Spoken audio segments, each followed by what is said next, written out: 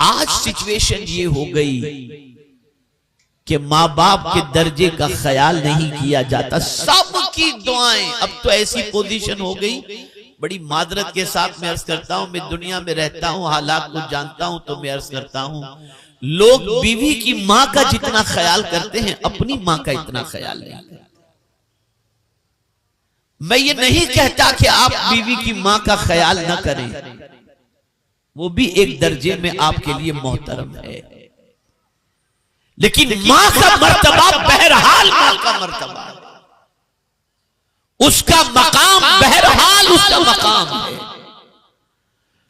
जिसके कदमों में अल्लाह जन्नत ला करके रख दे, उस मां की अजमतों का क्या कहना। और बाप को जन्नत का दरवाजा कहा गया। बाप की खुशी के बारे में हुजूर सल्लल्लाहु अलैहि वसल्लम इरशाद फरमाते हैं, अल्लाह की रजा बाप की रजा में है। जिसने अपने बाप को खुश कर दिया गोया उसने अल्लाह को खुश कर दिया। ये मकाम है बाप का। जिसने अपने मां की खिदमत की और मां को खुश कर दिया, अल्लाह अज़्ज़ा व जल्ल उस बंदे से राज़ी हो गया।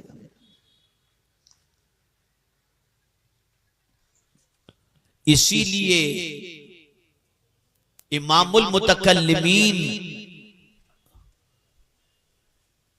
हजरत अल्लामा नकी अली खां अलैहि रहमत व रिज़वान, जो आला हजरत अजीमुल बरकत इमाम इश्क व मोहब्बत के वालिद हैं,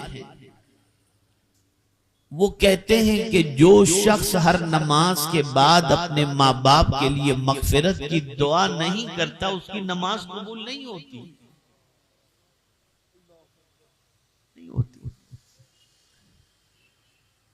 माँ बाप के लिए दुआएं करो।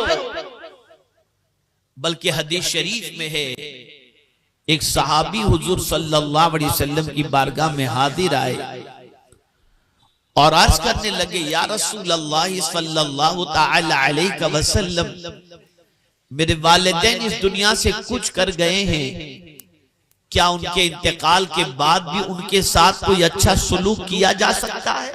क्या सवाल था, क्या सवाल था। आज हमारे मुफ्ती साहब किबला तशरीफ फरमा हैं और बहुत सारे मुफ्तियाने किराम हैं, जरा पूछिए इनके पास कैसे कैसे भोंडे सवाल आते हैं, सर पैर बगैर के सवाल।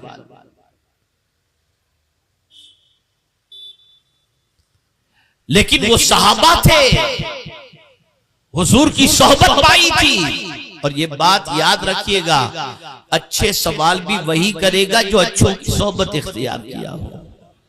सोच बड़ों के साथ बैठने से बनती है। अब यहां मैं आपको बता दूं, आकाए करीम सल्लल्लाहु अलैहि वसल्लम से पूछा गया, हम किसकी सोहबत में बैठे?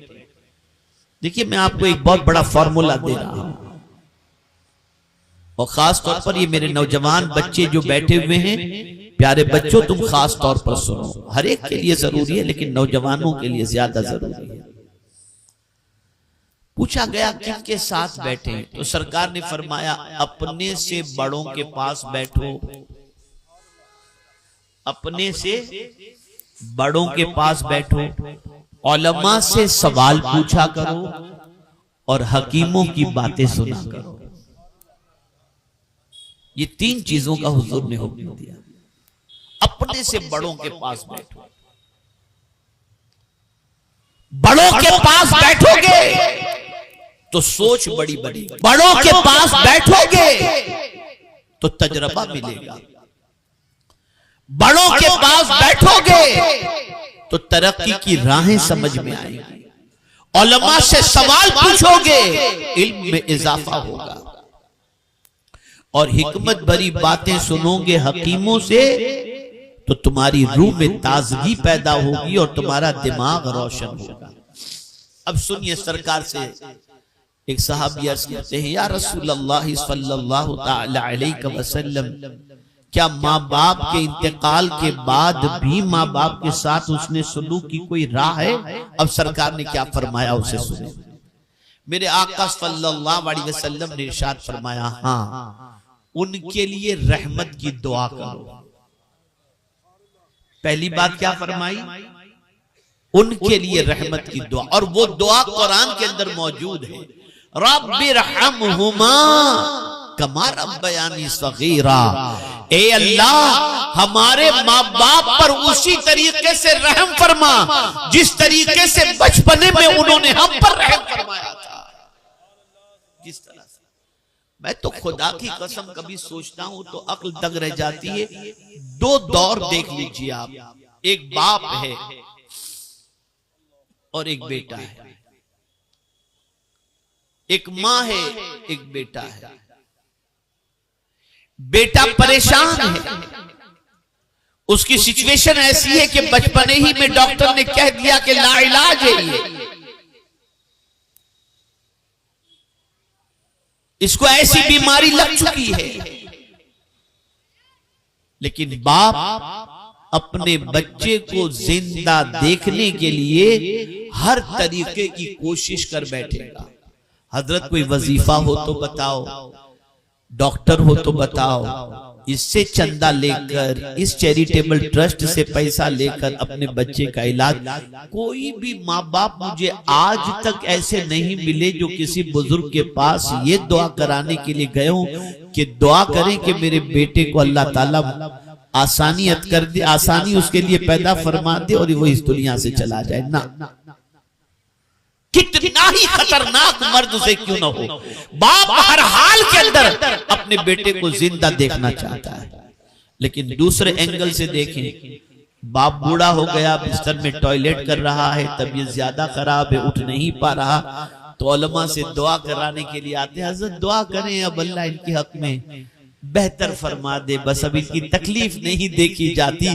क्या सोच है कि बाप तो तुम्हारी हर तकलीफ पर तुम्हें जिंदा देखना चाहता है और तुम हो कि अपने माँ बाप की मौत की तमन्ना कर रहे हो।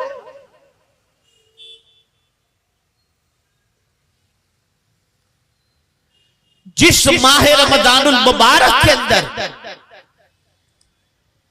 अल्लाह रब्बुल इज्जत जल्ल जलालुहु रहमत के दरवाजे, मग़फ़िरत के दरवाजे, जन्नत के दरवाजे सब खोल देता है,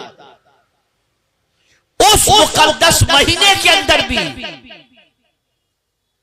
हजरत जिब्रील अमीन की दुआ पर हुजूर सल्लल्लाहु अलैहि वसल्लम ने आमीन फरमाया। सरकार मिंबर पर तशरीफ रखे तो जिब्रील अमीन ने दुआ की, ए अल्लाह, जो शख्स अपने माँ बाप को बुढ़ापे में पाए और माँ बाप की खिदमत करके जन्नत हासिल न कर सके वो हलाक हो, तो हुजूर ने फरमाया आमीन। आप क्या समझते हो बूढ़े माँ बाप की खिदमत क्या है? अरे जिसके चेहरे को एक बार मोहब्बत से देखने पर हुजूर फरमाते हज्ज मबरूर का सवाब। अगर किसी ने अपनी मां के चेहरे को या अपने बाप के चेहरे को एक बार मोहब्बत से देख लिया तो एक बार के देखने पर अल्लाह उसे हज्ज मबरूर का सवाब अता फरमाता है, और बार बार देखो तो बार बार हज्ज मबरूर का सवाब।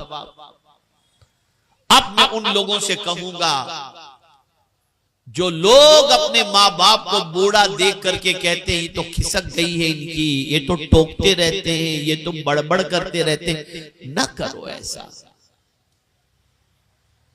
न कहो ऐसा, एहतराम करो उनका। इतना तो कहना बहुत बड़ी बात हो गई कि खिसक गई है, बुढ़ो है, ये तो बहुत बड़ी बात हो गई। कुरान कहता है वला तकुल लहुमा उफ, उन्हें उफ भी न कहो, उफ भी न कहो। तो सरकार सल्लल्लाहु अलैहि वसल्लम से उन सहाबी ने पूछा क्या माँ बाप का हक उनके मरने के बाद भी? सरकार ने फरमाया उनके लिए रहमत की दुआ करो, फिर फरमाया उनके लिए मग़फ़िरत की दुआ करो, मग़फ़िरत की दुआ।